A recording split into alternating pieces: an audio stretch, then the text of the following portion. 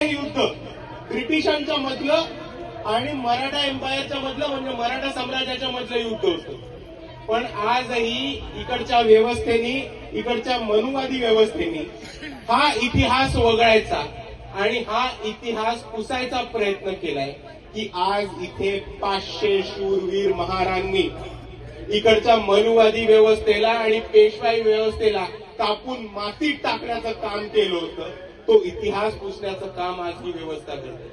पण मित्रांनो, एक गोष्ट समजून घ्या, जोपर्यंत 31 डिसेंबरला 1 जानेवारीला लाखोच्या आणि करोडोच्या संख्येने आज जसे आपण इथे उपस्थित झालो, तसं दरवर्षी जर आपण भीमा कोरेगाव विजय स्तंभाला अभिवादन करायला उपस्थित झालो तर हा इतिहास पुसणं कोणाच्या बापाला सुद्धा शक्य नाही, हे आपण सर्वांनी लक्षात घ्या. कारण मित्रांनो, मुद्दा समजून घ्या.